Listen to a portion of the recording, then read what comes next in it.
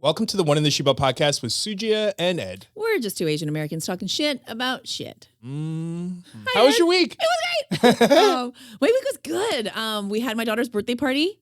Oh, yeah. And we went to Koreatown. And we had this remember I told you last week, we had this whole thing planned out. We were going to go get corn dogs. We're going to sing karaoke. Then we're going to go get dessert and just do all the Korean things in Koreatown. No. None of it. We only did the karaoke. The second we got, so we started a little bit later than we were supposed to. So I was like, well, let's just go and have some snacks and then we'll go have dinner and we'll do the corn dogs after or whatever. And so we went to the karaoke place first. The girls had so much fun. They did not want to leave. We were there for 3.5 hours. I listened to 11 and 12-year-old girls just screaming Taylor Swift songs and Olivia Rodrigo songs at the top of their fucking lungs for 3.5 hours. It was so much fun. Was the karaoke bar dead? Yeah, it was like 6:30 on a Saturday. Oh so God, I imagine. I didn't even know they opened that early. Well, they open at 6. There were definitely people there, but it wasn't like packed. But these are little girls. I can't keep them out till like midnight. No. So we were there for several hours, and we just ate tteokbokki and mandu, and then we just had fries and chicken finger. It was great. It was so much fun. My daughter had the best time. It's a good thing karaoke bars usually have pretty decent food. It was good. Yeah, it was a place called Blah Blah Karaoke in Koreatown, and they had like their free parking, and like it was clean. Like the bathroom was super clean. It was really nice. I think it's a relatively new place. Yeah. Highly recommend it. Was not cheap. I mean, 3 hours food. Yeah, that doesn't sound cheap. Was not cheap. I was like, we got the bill. I was like, we didn't even have 1 drop of alcohol.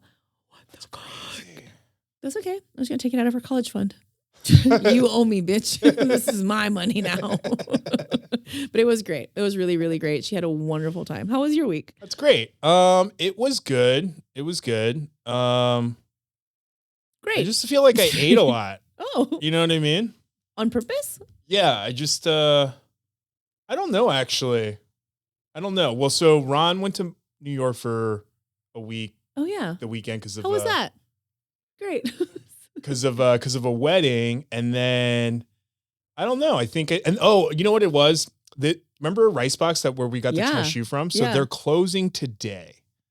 Like forever? Yeah, like today's their last day. So I guess their lease is up. Oh, no. And they decided not to renew it. That place was so good, though. Was so good. So the rumor is that they're opening up a sit-down restaurant in Sherman Oaks next year. Great. Okay. But like, we don't know it's going to be the same. And then like, not to disgrace the Valley, but Sherman Oaks is like so far away from everything. Whereas in like downtown was like really close to me. And by everything, I just mean me. I was like, wait, it's not that far from where we are right now, but definitely further from where you live. And let's be honest, everywhere in LA is far. Everything should be 20 minutes, but everything is 40 to an hour away. Easily, if you're lucky. Yeah. Fuck you if there's an accident on the 405. You're not getting there ever. No. I love when people come to visit and they're like, oh, we're going to go do this and do this. It's only like 5 miles. And I'm like... Yeah. I want to see the Hollywood sign. I want to go to Malibu. No. I want to go to see the Queen Mary. I'm like, are you going to be here and for 6 months? And they think on the same day, too, oftentimes. They're like, let's just do this. Like, make a day out of it. You're like, that's a week. I want to go to Magic Mountain and Disneyland. I'm like, hi. No. Los Angeles is one of the biggest cities in the world. Yeah. You're not getting, and also, anything after 2 o'clock, we're not leaving the fucking house. Yeah. Fuck traffic. And no way. When they built the roads in LA, it was like in the 50s when cars went like 20 miles an hour. Yeah. They didn't understand where things were going to go. Nope. The driving system here makes no sense. That Hollywood freeway is the death trap. Horrible traffic. Oh my God, it's the worst. No, everything is an hour away. But either way, they close. Oh, right. So they close. They're closing. I think we're going to go get it today for the last time. Oh, that sounds But I got it the other day to make a video to be like, oh, they're closing, go get it. And then I watched that video the other day of that duck fried, chicken fried. Yeah, I commented on your video. And I was like, oh, thanks, Dick. Do you want to know something? That's like so close to my house. Do you want to know something? Wait, where was it? Culver City? Yeah. No, it was even closer, Sawtell. Oh, cool. Yeah. I go there a lot. I go there a lot. So you want to hear something funny? Look at this face. It's going to get worse. right as we were leaving, Ron was like, "Oh, did you call Susie? Like, we're gonna do a thing." And I was like, "Oh, that's a good idea, but I didn't even think of that." Yeah, thank you so much. Thank you so much. You've taken up so many hours of my life and can't So even think to buy me a piece of fucking chicken. It's just me. Hey, I made you kimchi last week and gave you some. And it disappeared like that. Really? Oh my God. Between my youngest daughter and my husband, I was like, Oh, really? thanks, guys. Oh, it wasn't just you? Oh, no. They ate that shit up. I ate it and I put it in the back of the fridge because I know if they see kimchi, it's gone. But like the big, like, you know, kimchi from the Korean market or wherever that lasts. So I was like, this is my special kimchi. You guys can't touch it. I came home. I was like, I saw the lid from, I was like, where did this come? Who's it? Who put this out here? And my daughter was like, I just had some kimchi. What's the big deal? And then my husband was like, I had some too. I was like, you fuckers. Aww. This much was left. I was like, thanks. Wait, they didn't put the lid book on? They were still in the process Oh, of they were still consuming eating it. it. Oh, okay. Yeah, they were still consuming it. I was like, that's cool. But it's fine. So just know that it was enjoyed by all. Yay, that I almost cried. Oh. Yeah, I almost cried. My youngest, she was like, this is some of the best kimchi I've ever had. Oh, I love her. I know, she's cute. So it did not, it was. But yeah, sorry. I didn't think of it because I saw it and immediately was like, oh my God, we have to go get this because it was originally supposed to be there. I'm saying this like it's going to make it better, but it's actually worse. They were originally supposed to close that day. It was supposed to be the last day. Oh. So I panicked. So then there was a chance I would never have ever gotten to experience it in my whole life. But I convinced them to stay open till October 22nd. You did? I'm just kidding. Luckily for me. Wait, what's it called? It's called, so it's a pop-up, but it's from a restaurant that already exists. Mm-hmm. I think it's pronounced Tuk Tuk. Oh. Tuk Tuk. Tuk Tuk. Tuk Tuk. Where is it again? It's in Salt. It's on I know, Sawtell. but like, what is it? Like, what block? Like, what is it near? Like, what other businesses? I'm very directionally challenged. It's like 2 blocks away from Sujita. Up the block, so more towards like Big Boy and away from Olympic. Like opposite way of Olympic. Okay. Oh, past Mellow Mellow. Oh, so it's like a little closer to Santa Monica? Yeah, it's like right on the edge of Sawtell. Oh, like right off the 405, then like pretty much. So it's well, that's on my way home. So maybe I'll go get it by myself. Without your family? Fuck them. They ate all my kimchi. It is really expensive. I'm not gonna. Was it? Yeah, so it's called Tuk Tuk. So the restaurant next door is called Tuk Tuk. So this one's like Tuk Tuk and Turntable, whatever Turntable is.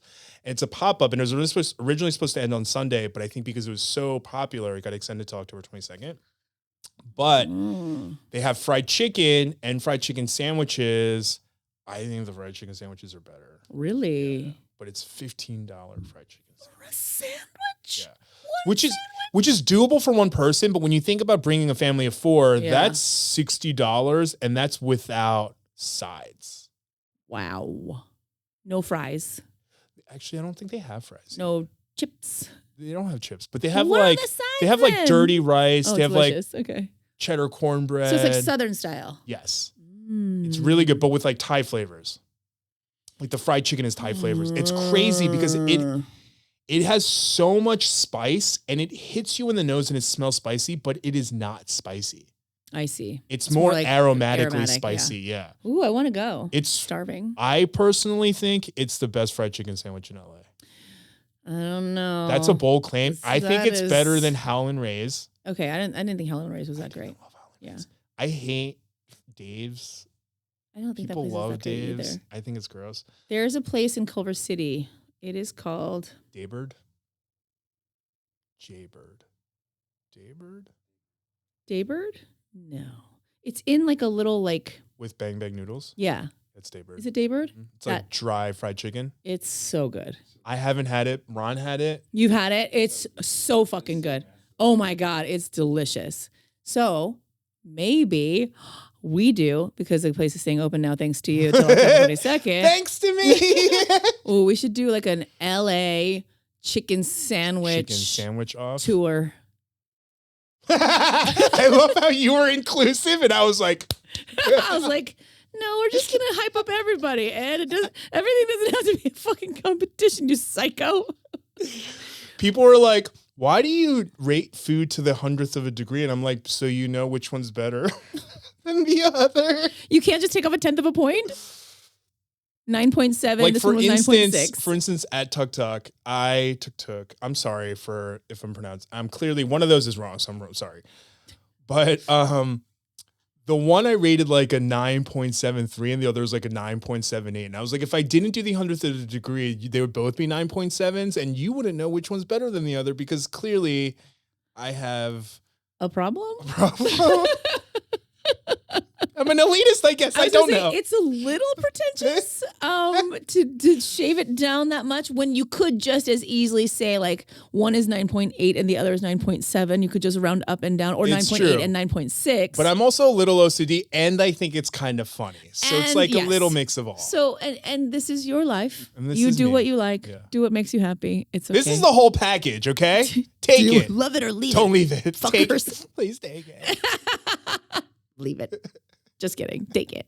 I don't know. I'm really excited about today's episode. I'm really excited about today. I cannot tell you how much I'm looking forward to this. Yeah. I just get such a good vibe off this person, and I just think that the art and energy they're putting out into the world is just so positively impactful for so many reasons. I'm so thrilled. Yeah. A little intimidated, I'm not going to lie, because of 100%. How much they've accomplished. Yes. Yeah. Their accomplishments are incredible. Like the things that I know things that you wouldn't expect. And it's so interesting to go into something like this and kind of knowing like what my biases are on certain things. And then having done a little bit of research, discovering like, it's not what you thought. You'll see, as the episode, goes on, but they're incredible. I feel really like, I don't know, like imposter syndrome that they're so cool and we're so like, Yeah, I do know what you mean. They also give off this like confidence. Yeah. I feel like they just exude. That's the thank you word I'm looking for. Exude confidence.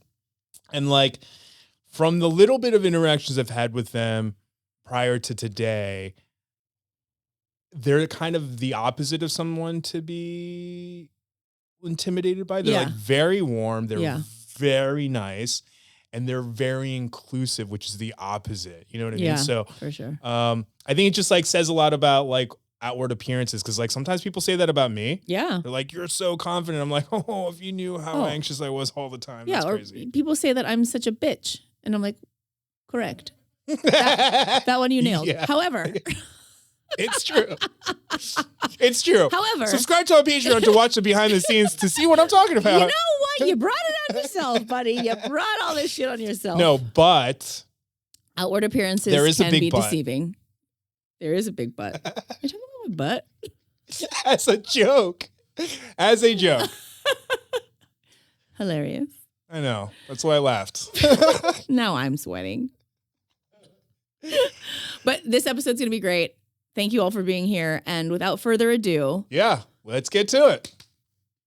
All right, so today we have a very special guest for you. They are an artist extraordinaire, muralist, and designer, activist, inherently all the good an activist. Yeah. All the ists you want, none of the ists you don't want. The best kind. The best of ists. But today we have our special guest, Lauren Y.S. Yay! Hi. Thank you so much for joining us. Whenever somebody agrees to be on our podcast, I'm like, oh, really? They do? Like, we're so, and they're so, I feel so cool. Words. Amazing. No, but really, thank you. Thank you so much. You're based out of LA. Yeah. Were you born and raised here? No, I'm from Denver, Colorado. Oh, okay. But I grew up part-time in Hawaii, in Oahu. Oh, okay. Oh, how long have you lived here then? I think it's probably like 5 years now. Oh, it's only been 5? It may be longer. It's the longest I've ever been in one place since college. But time is irrelevant to people like us. So yeah. Yeah. What even is time? Yeah. Until one day we have liver spots and wrinkles. You're like, oh, that's where the time 70 went. Now? Can't wait. But you and Ed know each other previously. Yeah, a little bit through the art world. Yeah. Lauren has took part in a group show with us during the pandemic, and which was really honorable because Lauren had come up with this like amazing, stop anti-Asian hate or Asian hate campaign, made this like graphic poster. Yeah. Just a graphic that I, when everything started up, I was like, I just have to put something together really fast. And it kind of like blew up into this thing that I was offering it for through Static Medium as a poster for like $26 or whatever. And I wanted people to have access to them so they could take them to protests and put them up. And I was suddenly seeing photos of them in like China and like all over the world and stuff. And then I donated all of the proceeds to like Stop the API Hate or whatever. That was sort of the beginning of my sort of activist, like trying to do more mutual aid and like using my platform to actually help in the world. But yeah, that group show you organized was really beautiful. And it was like one of the first things I'd done where I was like, we're all Asian. Like, that never happened before. Same. Yeah. And that feeling, it was like really, really cool. And so that's something I'm really grateful for. Yeah, same. It was amazing, but it was also sad because I was like, we could have been doing this the whole time, and I didn't realize that we were missing this until there was a need for it, Sometimes the catalyst isn't what you want, but sometimes, the way it brings and galvanizes people is always maybe that much more powerful for that reason, And unfortunate as it was, I think it did spur a lot for our community. I really did. I mean, people, I would have never probably met Ed, had it not been for, those things. And I'm not saying that I'm happy that those things happen, but obviously, like I said, sometimes the journey is just the way the journey is. But I feel like a revolution needed to happen, you know what I mean? So like sometimes you do unfortunately need a catalyst to make that happen. And obviously we want to talk about all the art and all that stuff too, but I like to know the person behind the art a little bit. So tell us a little bit about like your younger life, like where you grew up and how you grew up. Yeah. It's funny, I've been thinking about this a lot because I'm trying to write a movie right now that's sort of a like Spirited Away type thing, but it's based off of my life in a way. So I'm like writing through all like how I realized I was queer and all this stuff. Oh my God, let it rip. I want to hear all of it. Amazing. But I grew up in Denver, Colorado most of the time with a family, single mom who's amazing. And I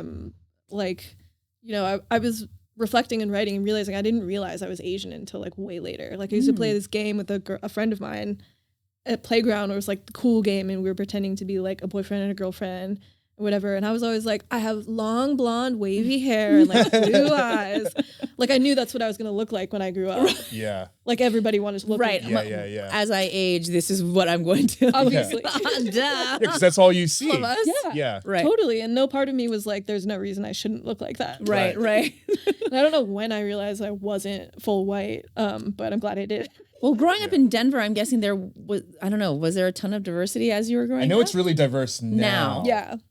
I mean, there's a large Latino population there. And I remember my friend group being like pretty diverse, but I wasn't aware of it growing up. And like, my whole life, most of my friends have been white, I think, until like the past couple of years, but it's still, like we're always the minority.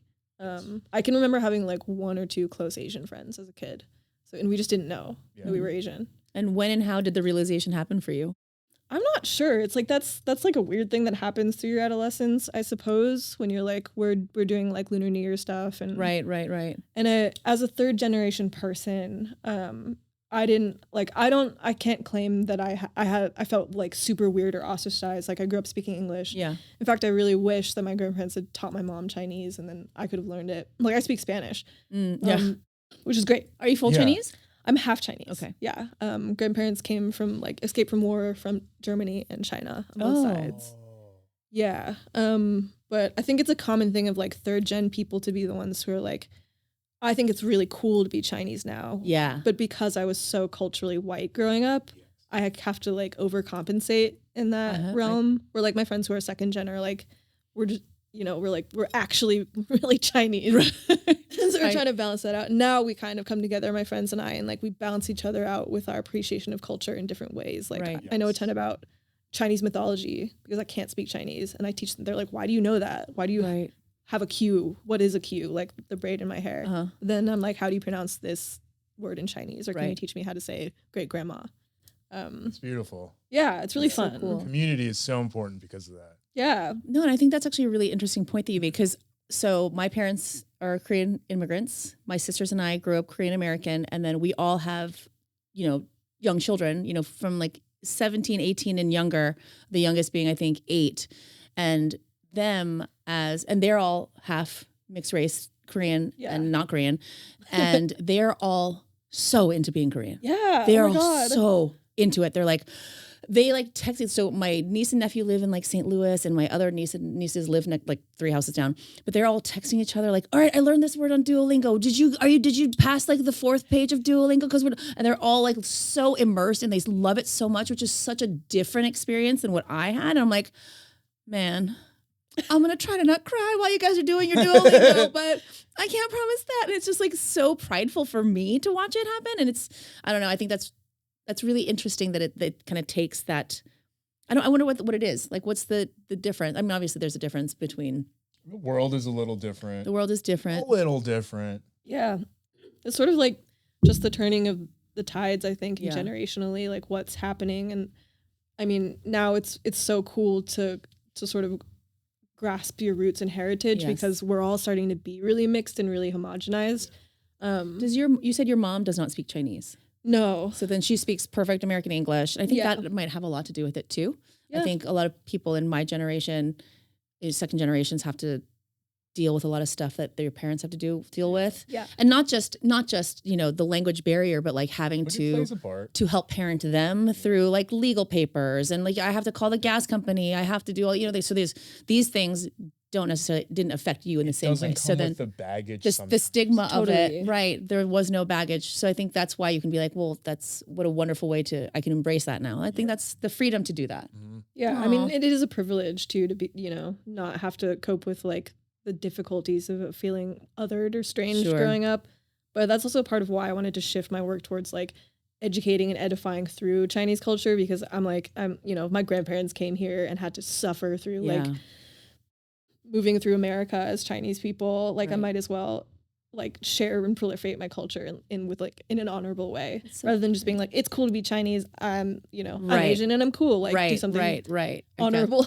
Right. No, that's great. That's so great. I love it. Yeah, what you really said really resonates, like the whole like spending Lunar New Year, and I'm actually wondering when I also realized I was Asian, and I Yeah. feel like mine coincided with like anti-Asian hate. You know what I mean? Like the C slur or being called that was the stuff like because I used to get angry when people pulled me out of my everyday to make me feel like I was Asian. Yeah. It's like, whoa, why are you being such? Right. Not that being Asian is bad, but it's like, hey, I'm just going about my life. And someone's like, you're Asian. It's like, what are you doing? Yeah. Correct. You know what I mean? Correct. So it's like, well, And- okay, and like, why? Yeah. So it's like I feel like it was like something like that made me realize like, oh, I'm different than my white friends or whatever. So Yeah, definitely. I mean, it requires, unfortunately, sometimes something like that to like not just acknowledge it, but to have pride in it. yeah, Like I, growing up, I was really into Japanese culture, like literally everybody, and I thought it was the coolest thing. Didn't really care about anything Chinese. because that was like the only Asian representation we had was like the Sailor Moon on TV. Everyone loves it. Right? Exactly. awesome. Yeah. I was drawing Japanese stuff for years, Yep. know, and then I like Chinese stuff always seemed kind of like lame comparatively. Mhm. But then after all this happened, I really dug into Chinese culture and history and literature, and like found that there's literally a protector of the queers in the Chinese imagination Oh, called that's Tuer so Shen. He's a cool. rabbit god, and he's Wow, like that's he's cool. real. And I was like, this is insane. That's fucking Chinese awesome. people have a gay god, and not just that, but Japanese? like a protector of yeah.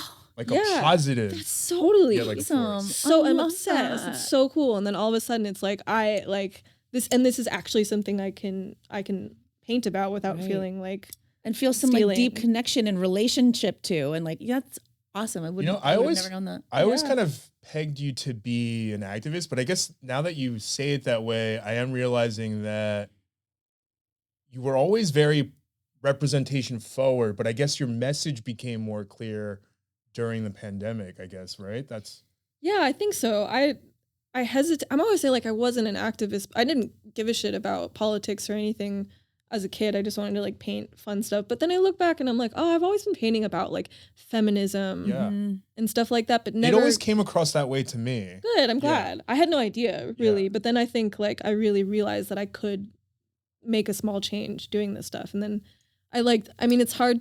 I don't know if I claim activist because it's such a burden, but I know what you mean, but I feel like it's inherent. I feel like with some of us, it's inherently who you are when you really are an activist down to heart. It's Yeah. like you just can't live with the status quo. Like, you know, Right. there has to be change, and it's impossible to live your life. And I don't think you can not call yourself an activist if you're going to impart those things into your artwork and really kind of convey those ideas into society. I think that is one of the truest forms of activism. And I think maybe one of the best forms of activism, because a lot of people are very resistant to those things, but sometimes those ideas seep in without them even acknowledging or understanding that it's happening. And sometimes those things can definitely, you know, reinforce positive change. And I think that's a really beautiful, fortunate, lucky for us way for you to do those things. I feel really grateful. Yeah.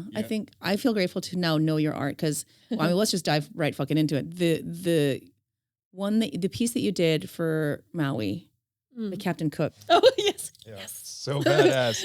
My jaw hit the floor. I was like, oh, they don't give a fuck. And But that's the kind of stuff that I'm love talking it. about. Like, it's inherently Holy activism. shit. Yeah. True.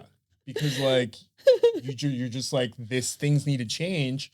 And you're like, well, I'm going to use my platform to Well, it raise was like, awareness. let's help Maui, but first, let's really help Maui. I was know, like, right? But that holy is the way to shit. help Maui. That's what I'm saying. Right. Is like, this is how you should have been helped a long time ago, but let's just start here. Yeah. And Let's just even pick to up- this day, that fire is because of colonialism. I and know. all Yes. of, you know what I mean? So like, it's not only just like badass, but like so badass because it's so truthful at the end of the day. Right. You know what I mean? You're going to Yeah. flash the photo here, right? Yeah, yeah. For the artwork. I was like, Yeah. Well, I'm in a place that like that actually wasn't planned in any way. Like I drew that because I always knew that Valentine's Day was the day that they actually murdered Captain Cook, and I hate Valentine's Day, and so I just felt like it to just draw it to post it because I thought it was funny. And then a year later, and then I got tons of feedback. People were like, "Why would you like share images of murder? This is horrible. This is so anti-you." And I'm like, "It's just happened. It happened." yeah. Like I use reference that's an etching from the Yeah. 1800s. You go into museums, there are thousands Yeah, of they're my paintings favorite. of people dying. Like, it's just historical. I Like, mean, sorry, it look at actually happened. Catholicism. I mean, like the artwork, like, hello? Yeah. Yeah, The it's central really- piece is Jesus on a cross. I So fucking what are we can't talking about? stand that when people are like, I want you to do things that make me feel the way I want you to make me feel. It's like, yeah, that's not what I'm fucking here for. But There's I love posts like that though, because if I get like creeps coming at like trolls and like Proud Boys, then I know I did something right. that's exactly what I say. Yeah. I'm like, yeah, all that noise that's happening over here, it's because I've, done something. Yeah, it triggers my anxiety, but it does make me feel like I did something right. I Yeah. know what you mean. Oh, yeah. Totally. When I get a death threat from a Proud Boy, I'm like, yeah, bitch. Suck Love you. Love you back. You want me dead? Yeah. That's crazy. Yeah. Anyway. I'm sorry your mother doesn't love you. You're I so hope you get much. that acceptance I love you. someday. I know. Like, yeah, exactly. Exactly. I love you. Here, watch another video. This might make you feel better. Yeah. You know, one of the first times before I ever met you was like in Miami in Art Basel, I think like 2018 or 19. And I forget what the bar was, Oh God. but I went out to a bar and all of a sudden the crowd just like opens up and this person is walking down. I don't even know how to really describe the outfit, but it's a little BDSM-y. And Lauren is walking a guy on a leash. As you should. And I remember just immediately being like, Wait, where are pictures that of is the most badass, most confident thing I've ever seen. I was like, I'm terrified. And I was like, I am so like in awe of what is happening. And then I was like, I have to know who that person is. Oh my God, that's so funny. I literally have met people, like random people in the world who are like, I think I saw you at a party dragging a guy on like a chain. Yeah, Is that you? that I'm like, was "Yeah, one that of was me." me." Funny you should say that. It really- was me.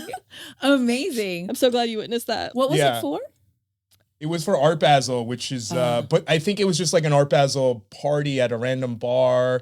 Yes. And like when you're there, all the artists and people, they're like, we're going here. So like everyone ends up in similar places, you know? God, I was like, I have to ask, was it just like, oh, this is how my date and I just enter a room, or was this like part of the was. art? It's just, okay, Yeah. this is just how we roll. Yep. That's literally it. Yeah. I talked to my husband. That's what I mean when I say that, right. like, sometimes you're just Listen, like I talked to inherent. somebody who knows a lot of this stuff, and they said, I came across something I didn't know existed, try and I something. think we should try it. Fun. Yeah. go to like parent teacher night. Incredible. They will I'm love here it. to say that my kid is awesome and you guys suck. Yeah, right. I'm just expressing myself. Okay. Do it. I'm so happy you witnessed Incredible. that. I think something that I think is really also interesting is the cross section for, the queer community and the Asian community. And I think that's something that's so taboo or has been taboo for such a long time. So for you being a queer Asian artist, I don't know, like, how do those intersections really like play in your life? I mean, they have to, right? Yeah. This is a question I've been asking myself for a couple of years now. And it's really interesting because like the smaller you create these subsections, the more you're like, I feel othered or like alone. Yeah. But then during Pride, I ended up supporting Polar Tropica, who was a partner of mine. She was performing at Pride, and like it was a party that was literally like a queer Asian party. And I got up there and I was like, oh my God, I've never seen so many of us in one place. And then you're like, oh yeah, of course, in LA. Right. There's organizations where like we can band together, and it's really beautiful. And of course within that subsection there's like different striations, and like there's club kids and whatever. And I'm like, where are the goth queer Asian kids? But They're there. Yeah.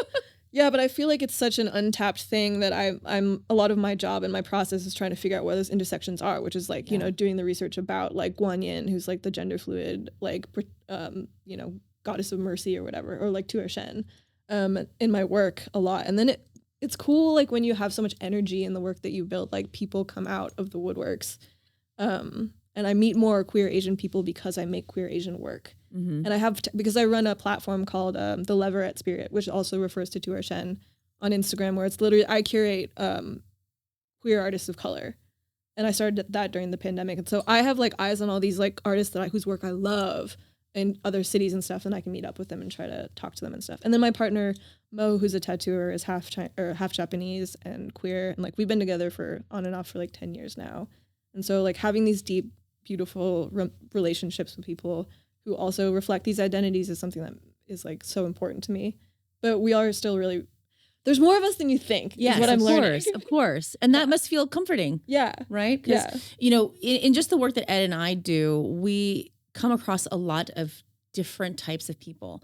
And I think in general, or at least the interactions that I have most are with young Asian kids who really are just trying to figure out who they are and how they express that and how that kind of comes and plays into their lives in the world. And I want to just like mother them all. And I'm like, okay, well, let's figure out, let's talk like who do you feel like you are? And so I think it's really important. I think first and foremost is to just see people. And we talk about representation so much, but just seeing somebody, they don't have to be the same, but just be like, oh, I kind of identify. That feels familiar, or that feels like something that I can really relate to.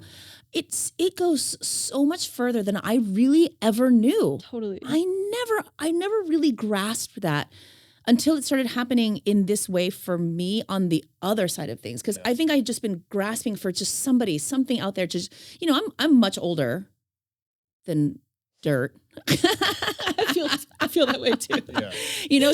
So growing up for me, there was, almost little to no representation that I didn't even think that I needed it because it just wasn't there. It wasn't available. It wasn't something that even registered for me. And had I had that, I don't know how I would have seen myself or how I would have lived in the world the way that, would it have been different? I don't know. Yeah, absolutely. And it's so important. It's so hard when you're inside yourself to see that. But it's like, you're totally right. Like the first time I saw Everything Everywhere All at Once, I was like, I've literally never seen a story that centers a queer Asian Chinese femme person. This is insane. And that's part of like why I'm so like gay, in my work too. It's because it's like, I can't see these people, but I know there's younger people who are seeing me, or they're like, it's okay to be like that. Right. Or this person represents or didn't tapped into something I didn't even know was in there. Yeah. And now that I've seen it, I feel so much safer trying to understand it. And I think that is so powerful. And I think right now for me, again, like in this season of life, everything that I do now feels like I'm just doing it for, and maybe there's just like some healing for me, like younger me, right? And younger us, totally, who all actually exist in the world, and like just to kind of just give them a step up into like who they are and understanding who they are, and that they don't have to be one way. Yeah. And I think honestly, when I look at a person like you, and I'm like, God, I wish had I done it, or what would I, if I just was brave enough, or if I'd seen somebody that looked like that and like me, like how could that have changed my life, And I have such a fond appreciation for what you do, and for how unabashedly and how with reckless abandon you just are like, I'm this, deal with it. This is everything that I am. And I find that so powerful. I really, really do. Well, I think it's really incredible. Yeah, that's what I mean by like sometimes activism is just like inherent. Yeah, because it's like sometimes just the way you look is activism. Yeah, Even that's the way what I mean. You Like dress just is activism. It being really is. authentically yourself and allowing other people to see what is okay, or like whatever normal is, or whatever. You know what I mean? So it's just like, especially coming from like the perspective of like the Asian diaspora, right? So many of us are programmed to be conservative and studious and, all those things. And like, how did you find the, courage to just say like, yeah, I'm not doing any of that. I'm doing this. Yeah. Well, that's a really good question. I was and am, it was kind of like this, like hold the line in between. My mom, I started getting tattoos or like going to parties and stuff. And my mom was like, are you going to fall in with the bad crowd? Like my mom is incredible. Like she has always supported me no matter what I was doing. But I think she worried that if I started going to this route, I would end up with like the bad kids or whatever. But I was always really studious, got good grades. Like I went to Stanford. And so I'm not like, did not know that. I didn't know that either, now I feel really inadequate. Yeah. I don't sound like an asshole, but like I don't tell people in the art scene because it doesn't help. It doesn't help. Weirdly enough, but like I went, I double majored in English and art and wanted to do graphic novels and stuff. And so it's not like I never decided to be a street artist or like planned to. So I think I always knew like it isn't okay to like go off and do drugs and like get tattoos and like squander your life. Like you do need. I think you should get good grades and like go to school and get really smart. But it doesn't mean that you have to be like prudish. Right. And so my mom's thing, as I've, years ago, she was like, please stop with the tattoos. You're like, no. And I start twitching and I'm like, okay. I get more makes tattoos. me want to get another one. Mommy, I promise. And she's so sweet. She always she used it as an opportunity to get to know me better. And I'm so grateful. But I think that's part of why I like, even though I'm like, it's okay for me to start looking like this and live like this and look crazy, but I need to be doing work that has esteem and honor and is educating people. I do tons of research and stuff. And so I think just maintaining the like integrity of my past as an educated person while looking like this is what I want all around. Well, and that's stigma breaking in and of itself, right? In both directions, right? You can look like an artist and you can look the way that you look and still have this background in higher education. You can also be this highly educated person and conversely, you know what I mean? Like that really, I think, breaks barriers on both ends of that spectrum. Yeah, I hope so. Fucking rad, man. That's fucking so rad. I've seen you paint before a couple times. The first time was actually at a mural festival, which I don't like to name because the founders were racist towards me, but Ew. Yeah. Sorry. It's okay. But I met you there, and I don't know if you remember this, but you were getting your paint ready in the warehouse, and I was there to film, and like I'm like very awkward, not diagnosed, but I'm pretty sure I'm like very neurodivergent, and like I just started filming, especially because like the first time I saw you was what I mentioned earlier. Oh, God. So I remember you were just like, hey, you were very nice for someone who didn't even introduce themselves before they started filming you. And you were just like, hey, just don't love my face. And I was like, oh my God, I'm so sorry. I didn't even introduce myself. But then I watched you paint, and it is very stigma breaking because like when Lauren paints, they are very focused and it's very businessy. In fact, I remember that first day I was like standing there be like, they're about to serve lunch. Do you want anything? And you were like, just in your zone. I was like, fuck. I was like, hey, sorry to interrupt. I was like, what do you want for lunch? Yeah, but it was just like very awe-inspiring to watch you work, partially because you paint so fast. Like so fast, especially like with the intricacies that you do with like all the transparents and stuff. It's just like wild. Thank you. It's really wild. Yeah, I'm sorry I didn't answer. I never answered. I'm not eating lunch right now. I'm busy. Oh, no, don't worry about it. In fact, I don't know if you remember, but I just like got you something and I just left here. I was like, hey, I got you lunch. I hope you eat meat. Yeah. I was like, Oh, Okay. it's so you. nice. It's very nice. It is really nice. Like, thank you. It's so cute. Yeah, I am like hyper. Yeah, I have hyper fixation when it comes to painting. Yeah, totally. And in a way that I completely shut out everything in the outside world when I have my headphones on and stuff. And so it's a problem when people are like, there's a car coming, or like, Yeah. For your safety, yeah. it's gonna hail, and I'm like, nah. La la la. But the one question I wanted to ask you was like, I know a lot of artists, especially muralists, have a hard time finding clients who don't want the name of the city or a skyline or both as their murals. And for someone who paints such like unique things, do you find it hard to get people to let you paint what you want versus what they want? This is such an interesting question, and so many of us struggle with it. I feel really lucky that I spent like 7 years in between just really focused on honing my style, where I wasn't worried about that. And I think those years were an incubator for me to really develop something that I like without worrying about industry, in a way where now I'm known for that thing. Yes. To a point where if people really want it, if they want it, they really want it. Yes. And it's worth something, where like, I think it's because it is so edgy that it becomes this thing where it's like a commodity that and like no one else is doing that necessarily. So if they want that, they want it. And then if people don't want it, they really don't. Like there's lots of festivals and spaces, I'm sure, that just can't, or they might love my work, but they're like, it doesn't work in our community. That happens to me a lot.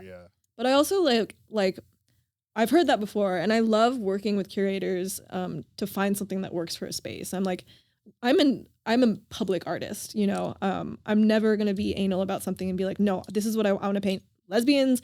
Like, no, you know, like if they're like, this community would rather see something like this, I'm like, yeah, let's work with each other to make sure it's the right thing for you. Like, I'm gonna leave. I want this to be something you can enjoy or whatever.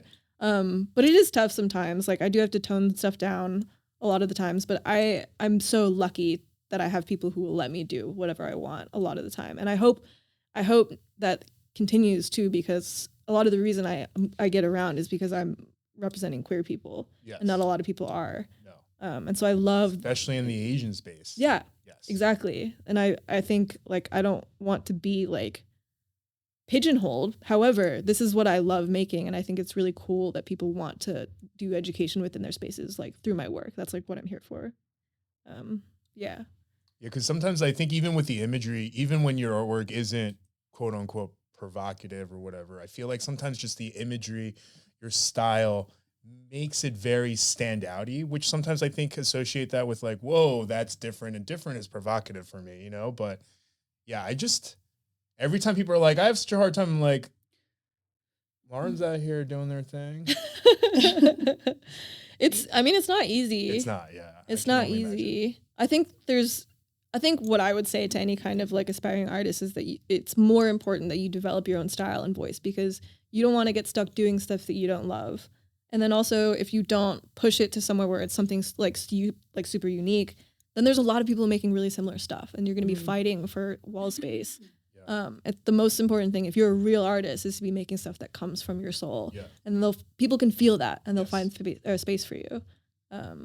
Where was your most recent mural? Which one was it? Last one I painted was in Long Beach, actually. Oh, okay. I did an homage to Jobu Tupaki, who is the character. Yes, from Everything Everywhere All at Once. Yeah, because I really wanted to do that one. They did that. You did that one in Long Beach. I'm gonna go see it. I saw it. I went on your Instagram and I was like, oh my gee, that's amazing. It's such a good one. It's great. Well, do you find that like the people who like covet and request your work and artwork tend to be in more Asian like concentrated areas, or have you painted outside? You know what I'm saying? Like Long Beach has a very large Asian community, and Everything Everywhere All at Once was a big movie, very recently. So that makes a lot of sense.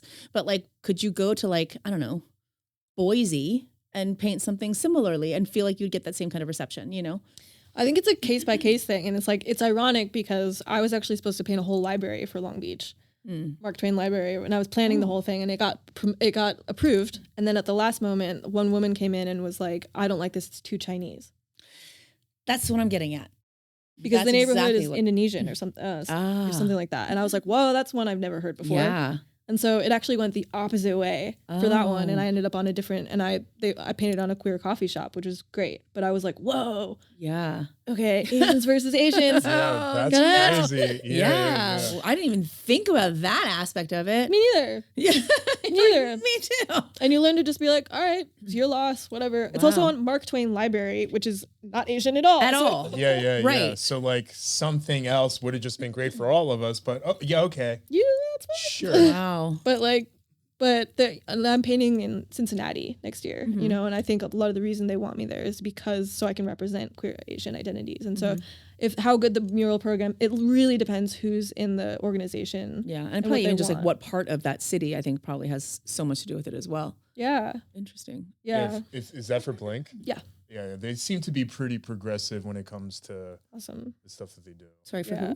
It's this mural festival in Cincinnati. It's called Blink. Cool. Yeah. Well, I also we also talked a little bit about your sobriety. You're relatively recently sober. Yeah.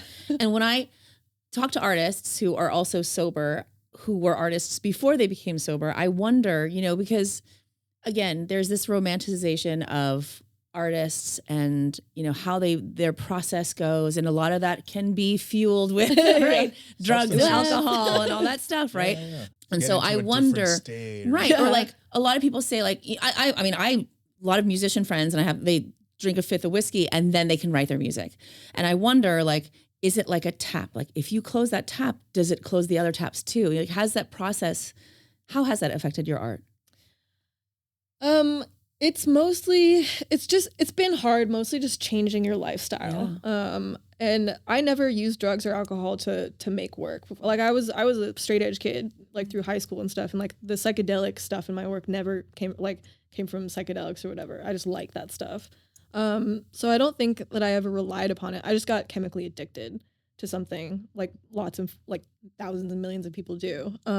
However, it is hard when you're used to like, I would just like sort of drink in my studio while I was painting to make time go faster, like to make my brain shut up because I'm crazy, you know? And then you start realizing that you depend on that state of mind to be loose or whatever. Mm-hmm. And so it's been hard cutting that out. The hardest part is to be like so present with your own brain. It's like horrific. It's horrific. But slowly over time, and like I've been trying to get sober for like 3 years now. And over that time, you just learn so much more about the mentality of an addict and it becomes more normal and it becomes easier to like replace that thing with mindfulness or meditation or like all these woo-woo things that you have to do or you die. No, every morning I come out and my husband is off in the backyard meditating. I'm like, amazing. I'll see him in gangster 20 more minutes, you know what I mean? And it's you have to become very intentional and regimented in order to be successful in sobriety is what I've learned just on the periphery of it. Yeah. Because there are things that he has to do. Yeah. There are things that he has to do in order for this to work. And I have to be as supportive as a wife as I can be while also being like, okay, but I do need you to devote a little time to this as well. So the dog shit is going to pick itself up. So after you meditate, go do that, you know. So sober man, pick up the dog shit. Right, exactly. You're responsible now. Right. So that's, right, exactly. That's what you did this for, right? Yeah. But for us, that includes the dogs. Yeah. I think a lot of times, I know for me, the little bit of substance abuse problems I had was trying to quell the uncomfortableness in something.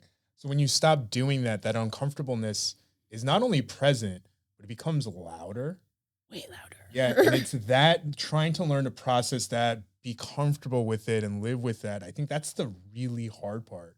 And that's why, like, I think a lot of people don't understand, especially if that is your state, why people say that like sobriety is just like a lifetime thing, because like that uncomfortableness, I'm starting to realize like I don't think ever goes away. No, it's just like the status quo. It's like the human condition, and like everyone's gonna have to cope with it, or you drink yourself to death. Right. Yeah. And I finally got to a point where I was like, this actually will kill me if I keep going this way. There's no way for me to do it like in moderation, and so I have to choose this. But the cool thing about it, like sober people are some of the most like superhuman people I know. Like I've been to like BDSM clubs sober. I've like flogged people and like, you know, and that people like are like, you know. That took me a second for the words to register, and I was like, she said, oh, that's right. They said flogged. Oh wait, yeah. Yeah, because when I first like really gave a run for it, I was like, I'm just gonna do the craziest stuff sober, just because it like that's how I am. I'm like deep end. Yeah. Like, let's just Dive do in. it. So I know I can do it. And it was like, that's easier than just doing the small stuff for me. So then you know that you can like hold your own in those spaces. And it wasn't easy, but knowing I can do it now, it's like people are like, you're sober right now? And you're like, yeah. I'm going to remember this. You might not. Right? yeah. Your flogging is burned in my memory forever. Right? Yeah. And then I can go make paintings because I have mental images. Like, Right. Yeah. Like I'm able to remember things and process them and then turn them into creativity. Yeah. Yeah, so you kind of have to like replace that with, but it's not easy. It's literally the hardest thing I've ever done. It's not. Because like for me, like I used to drink a lot because I've just horrible social anxiety. Yeah. You know what I mean? So like I would It's drink, terrifying. it would make it go away. That uncomfortableness of being me would go away. I would become whoever it is I wanted to be, you know? And then now it's like, now I'm like, oh, I have to go out in public. I'm going to smoke a bunch of weed. No, wait, that's also stuff. Yeah. I'm going to just smoke a little bit of weed and then. Good. Yeah. Progress. Yeah. Baby steps. Right. Yeah. It's hard. We're all losing our shit right now. The world is on fire. Like, Right. of course people are using it and stuff, but if you like, it is a progressive thing. It will kill you over time if you're like me. So Yes. Yeah. I'd rather be just like infinitely uncomfortable than dead. Yeah.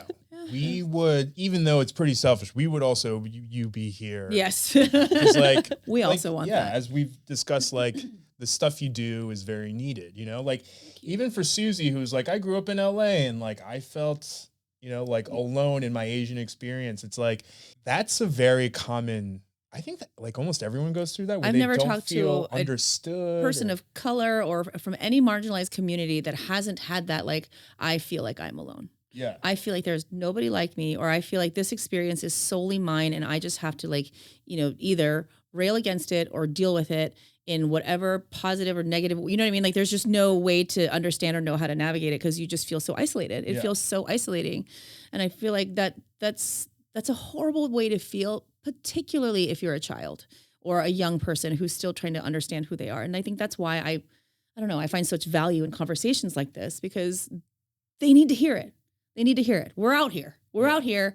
Listen, learn from the things that we've learned and let us learn from you too. Yeah. You know, and I've learned so much from my Gen Alpha children. Lord have mercy. They scare the shit. But even just like watching your Alpha. artwork and stuff, Hurry. it's like very obvious, you know? And it's like, even though like I may not belong to all the communities that you represent, I see that confidence, I see that power, and it empowers me too. You know, at least the Asian side, I'm like, wow, yeah, we're doing shit now. No, like, for fuck sure. yeah, you know what I mean? Awesome. Like, There's a painting of yours that I saw. It's of a young girl sitting on a dragon. And I saw that and it really tapped into something so deep within me. Like little me was like, oh, I get it. I get it. It's her as this young modern girl sitting on the shoulders of her ancestry and her history and where she came from. And I was like, that is so fucking beautiful. Yeah, right. You're like, I really understand that. I feel that it resonates Look so at me. deeply with me. Yeah, right. I love Mulan. I love Mulan. I was like, oh, don't let us start singing because we will. But but like I get that. And like even like having seen that now as an adult and knowing that that visual is out there for other people to see, other young people to see and be like, I understand what that means. It means that like I sit atop the shoulders of all my people. I sit atop the shoulders and I stand proudly as who I am because of them. And it's like, that's so fucking moving. That's so beautiful. Like I'm so grateful to have seen that. Where is it? I want to own it. I want to at least own a photo of it. Like it's so beautiful. Like it was such a moving photo to me. Oh, It really was. I was either gonna cry or sing. It's one or the other. I'm Korean. That's what we do. We get one or the other. Sometimes you get both. I love that. No, but I think it's such a valuable thing that you do. It's really amazing. Thank you. what's your favorite piece so far? Or even if it was the process that you loved? Oh, one of my favorite pieces that I did was called The Witch Doctor that I did at the Bishop Museum in Honolulu. And it was an indoor mural, but it was like my most detailed one. It was all monochromatic. And it was this sort of my first shot at like world building and building an environment rather than just having a character in static space. And it like I had this vision at Burning Man like 8 years ago.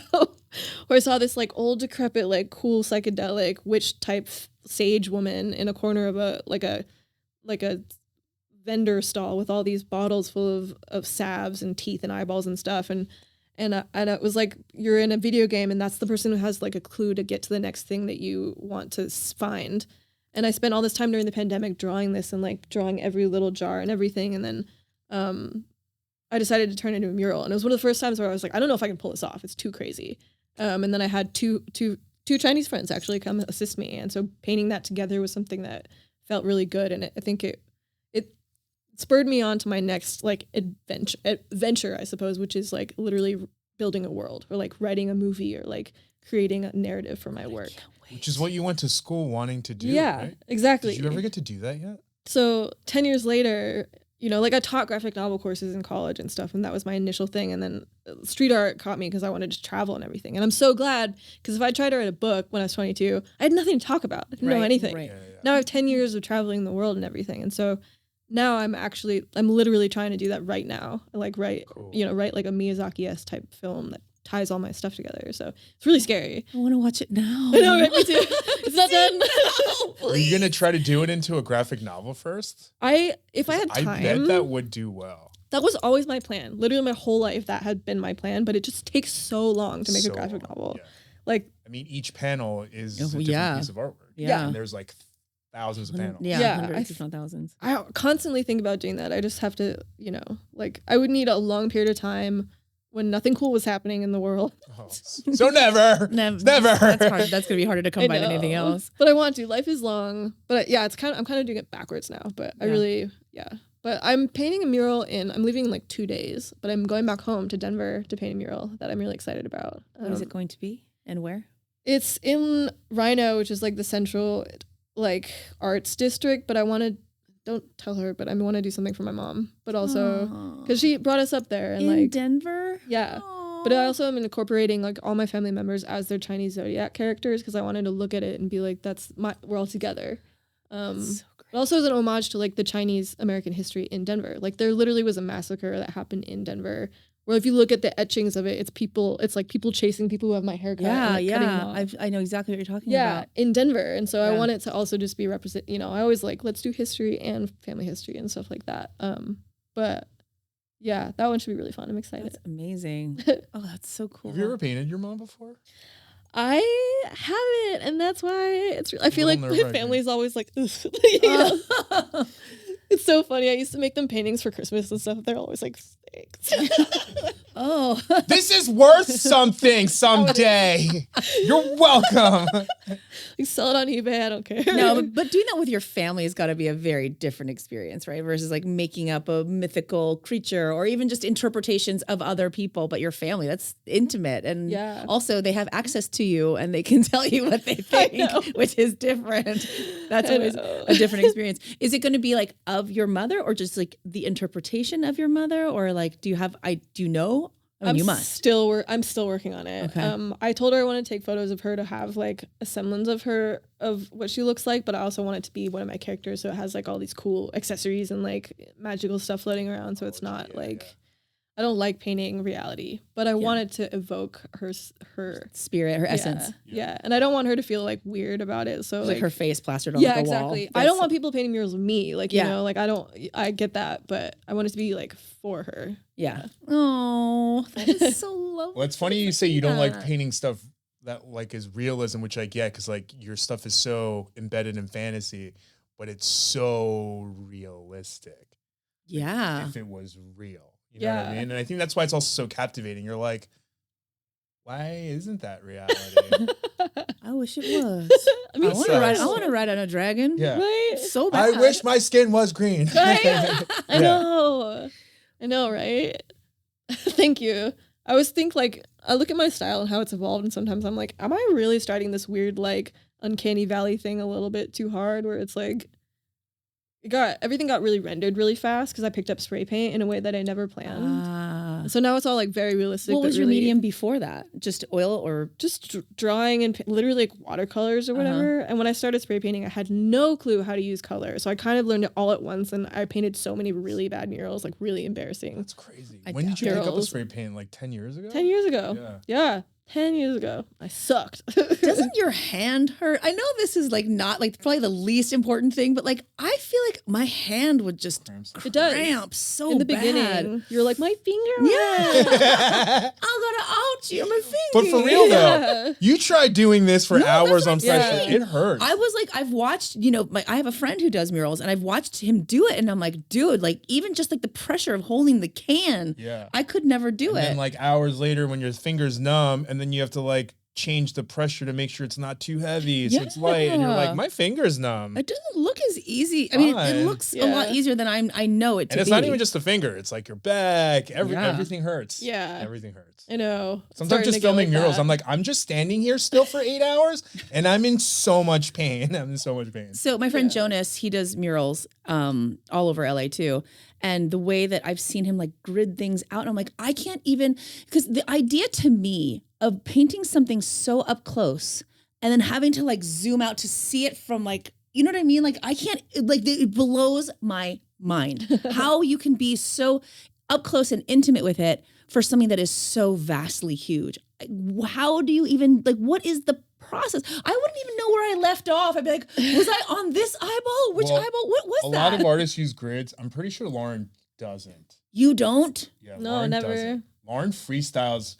So like a lot of people will use grids where they'll either like make amazing. a grid and then they'll like put it on their Yeah. iPad and then they'll like be able to be like, okay, cool. At least like the Just eyes one have to be square at a here. time. Yeah, Yeah, do yeah. that. Or they do these like doodle grids where like you put these like doodles all over Markers. the wall. And then you take a photo, you overlay pick your photo on top of it, and then you're like, okay, cool. The eye has to go here, it has to go this big, like whatever. But not you. Lauren doesn't do any of that. Not you. They just go up You to a don't. wall and they're just like, okay.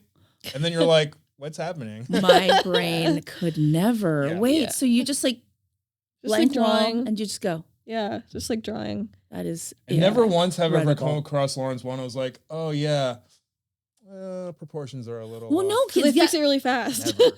I mess up, but I just fix it really fast before you can notice. yeah. Stop That's the filming, secret. bitch. yeah. Wow, dude, because that blows my mind. Like like I said, like if I'm drawing something or writing something, and then I like zoom out, even just like if I'm writing, You're like, oh, if I I'm wrote writing like on this. paper with no lines, I'm like, oh my god, am I okay? Like this starts small, it gets like really big, and then all of a sudden it's a 45-degree angle. I'm like, imagine if this was a huge I do ass that too. wall. It was ridiculous. I can't even do that. It's like we look at Lauren's paper and the writing's like all crazy, and you're like, oh. I Wait, do that. What was your first mural painting like? What was the experience like? It was actually in Colorado. So what happened? My mentor is Nichos. Yeah. Which is why I paint the way I paint, because he's like a total purist who's like, don't use projectors. And I was like, okay. Another mind that I'm like, what goes on in your head? Just complete psychopath. Yeah, in a great way. Yeah, totally. Like, love him. But yeah, I went to Austria and like painted trains and stuff with him for a minute and just like watched him a lot and how he worked. And so in my head, I was like, I can do that. And so I just faked it. I went to Colorado. I was like, someone give me a wall. No, like, brought me some paint, and then I just pretended like I knew what I was doing. Like I painted like I was acting like I was him or whatever. And I'm sure I looked like a complete idiot. But that's what I did for like years. And You just faked it till you made it? Yeah. That's Yeah. It on a actually, wall. Yeah. Like on a public wall. That's I mean, the one thing. work was terrible. Like, my first mural was awful. I bet it wasn't. I bet Yeah, it wasn't. I bet it wasn't I that guarantee bad. you it wasn't. I refuse to show it to anyone. I'll show you the wedding dress thing, but I will not show you that mural. Oh yeah. The debutante ball gown? Yeah. I was like, do I bring that up? Oh yeah. Well, I think that's the most important thing that I've learned today, and I'll tell you why. Because that like juxtaposition for me, balance, juxtaposition, contrast, those things are all so interesting to me. And in case you don't know, Lauren was kind enough to show us a picture of them. I don't think we're gonna be able to show you because I don't think they're gonna send share us. But Come find me if you want to see it. I'll show you in person. of them in a debutante satin pickup ball gown dress. And then contrast that with what we see today. And tiara, everything, bouquet, Tiara. the whole thing. But then to juxtapose that to who we see today, I think that's amazing. I love seeing Origin that. story. Yeah. Yeah, I had to go through this to be like, fuck this. Right. Can recover from being a debutante. Yeah. I mean, you want to write a graphic novel. I mean, that would be so interesting. My journey as a Deb. Oh my God. That would actually be necessary, I think. I feel the deprogramming of a debutante. I mean, It's not like I was into it then. Like I was weird back then. I had like a giant fish pillow that I took around all the time and was always barefoot and like would cut like weird like anime stuff into my hair. Like, That's awesome. like I was a weirdo always. do you think your mom, did you ask to do the debutante stuff? So your mom kind of forced you into it, for lack of a better term. My mom is amazing. She's a single mother. I think we had the fortunate like place like in life to be able to try a million different things. And so like I played ice hockey. I played field hockey. I like did running. I did playwriting. I did like a bunch of super weird different things. And I think my mom really wanted us all to have a shot at whatever we wanted to do. That's great. But that also included like really weird like old school shit, like being a deb. You like this? No? Yeah. Okay. What about this? Yeah, totally. Hate it. Yeah. As a single mom raising a bunch of kids and like giving us the opportunity to do that, I'm so grateful. And like, I don't resent anything about that. Yeah. It's just, I think just where we were in Denver at the time, like that was a thing kids did. I don't know if they do it anymore. They do. Yeah. Yeah. Somebody asked recently if my older daughter wanted to join the charity league. Yeah. And then do the Deb thing. And I was like, yeah, I don't know how comfortable I am presenting my 15-year-old daughter to the world as, I don't know. And it's not the world. Commodity it's a room full that's of just old like men. ready to, Yeah. she's ripe and ready. I was just like, oh, it feels icky. I don't want to do that. And they're like, well, she also learns table manners. I'm like, well, whose table manners is she learning? Because in our table manners, she just needs a pair of chopsticks and a spoon. Right. So Slurp. fuck all your forks. You're not slurping. It's not good. Right. And that's what I said. They were like, she'll learn proper table manners and etiquette. And I was like, see, you're taking a page out of your book. Like, what do you think I'm going to do with my life? Right. Like, Right. Also, like, what etiquette are you afraid that she's not going to learn just being a good, like a normal person? Yeah. Like, what is it? Like the napkin on her lap. I taught her that. Which fork should she use? The one that gets the food to her fucking mouth. Like, I don't know what are you talking about? Yeah, right. She's going to use chopsticks. Don't worry. She's forever. Good. She's fine. She only travels with chopsticks, so. And knives can be used forks can be used as knives. So like whatever. Right. So and, true. And that's, so that was a whole another thing too, was just like the Western ideals of that. I was like, I don't want to instill that into my daughter. So We don't subscribe also, to that. oh God, and they tried to tell me that, but she'll learn these very important dances. I'm like, okay. I promise you, she will not need to foxtrot. If I tried to get my 12-year-old daughter to foxtrot, she would give me the finger so fucking fast. Oh my God. She's like, no chance. Yeah, we had to do all that stuff. And doing like the waltzes where you're not allowed to touch hands and they're just like hovering over each other. It's Like, what is so that? Crazy. What is that? Interesting. Anyway. Save that for so you think you can dance. Or don't. don't do it ever Yeah. at all. Foxtrot now if I tried. So I guess, as we kind of wind down the program, what is your overarching message as just like a human and an artist? Like if you were to leave the world tomorrow, what would you want people to remember you for? Jeez. It's a deep one. It's a deep one. And I know, but I know they can handle this question. I know enough now. I think so much of it is about constantly being in process and the fact that selfhood itself is a process and it's a destination in itself. Like, I think there's so much stress to become who you are, to choose your identity or something. And even though I've seemed like a very like self-possessed, like I've arrived at myself person, I'm still trying to fucking figure it out. And every time I think I do, I'm like, everything's blown apart and I'm like, I gotta start over.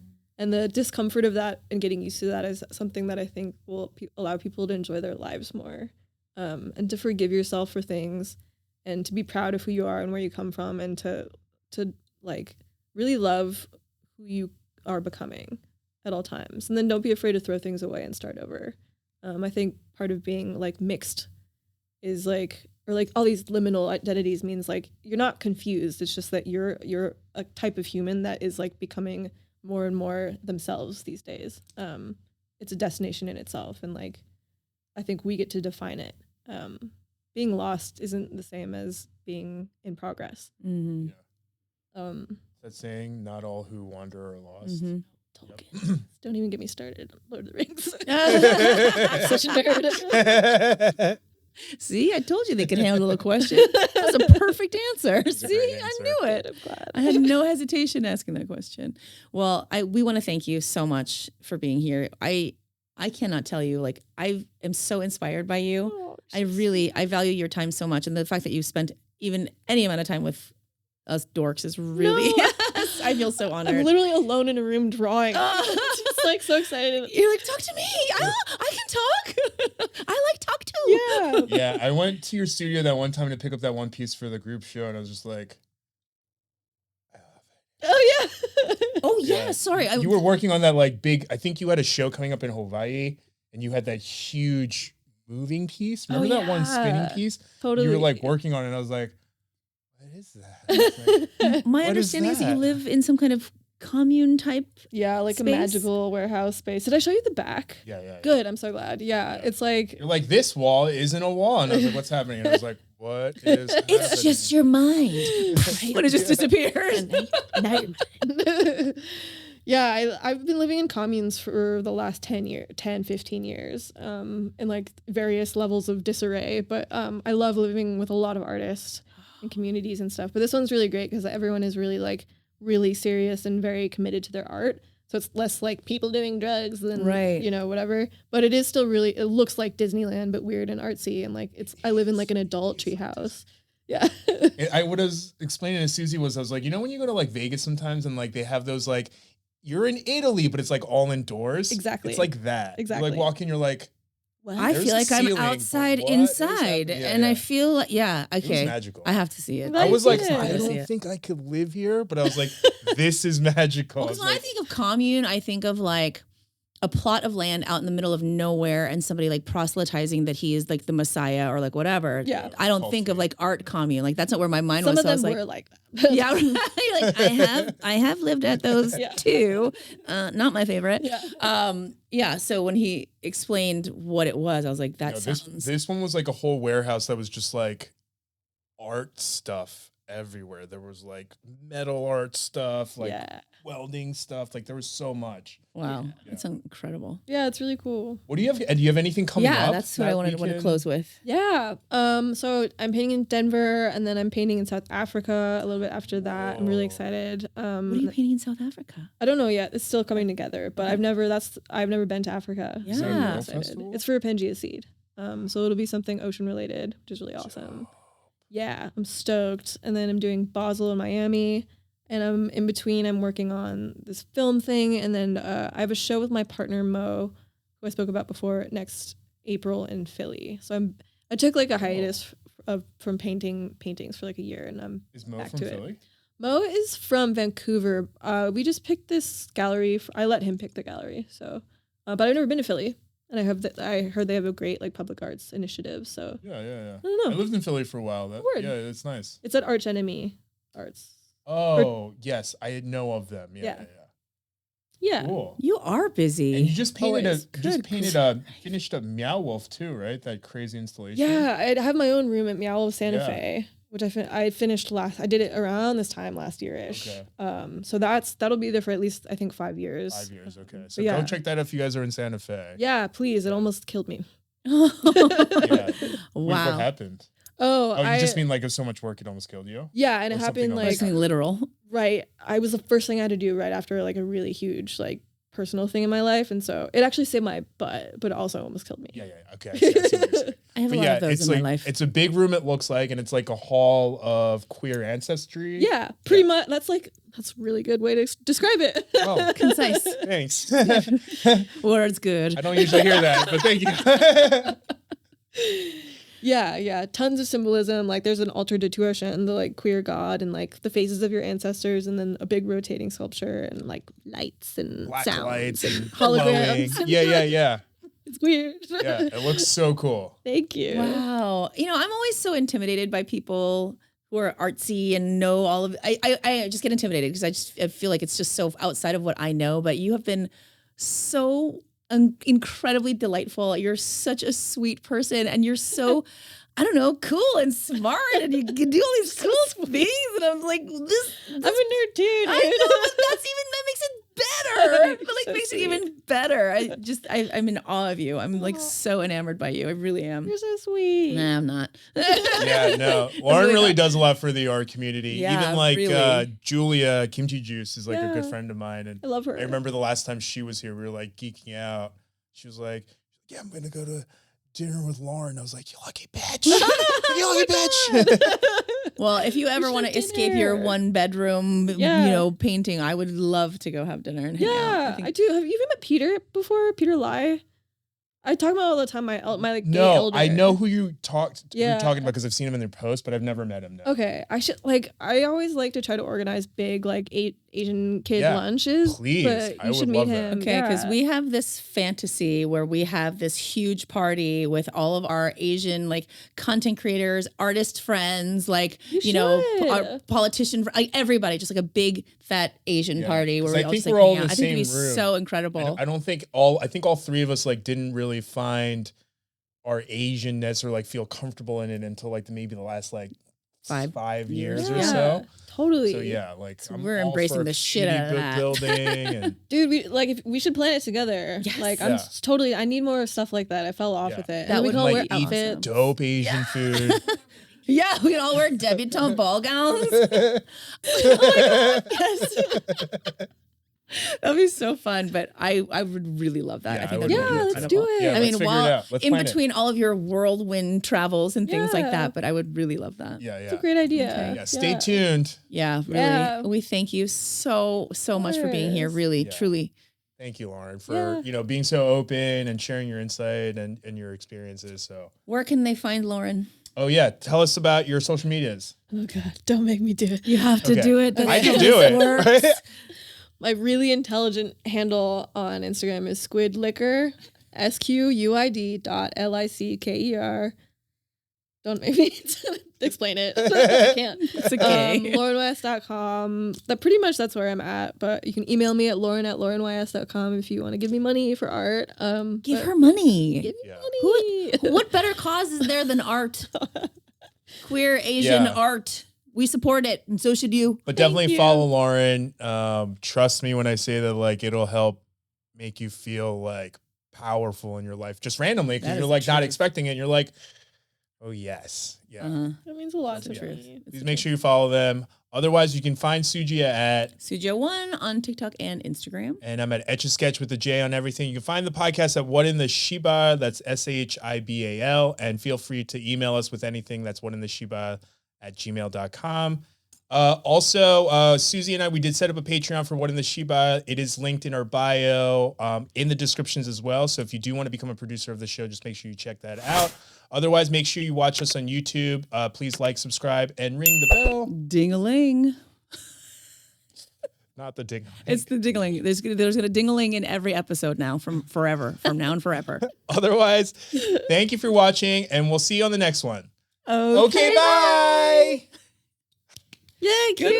Yeah. Thank you for real. Of course. that was Everything so I fun. said was of the utmost sincerity. I think you're You're so incredible. You're sweet. fucking Thank badass. you. Thanks for doing this. It's so cool.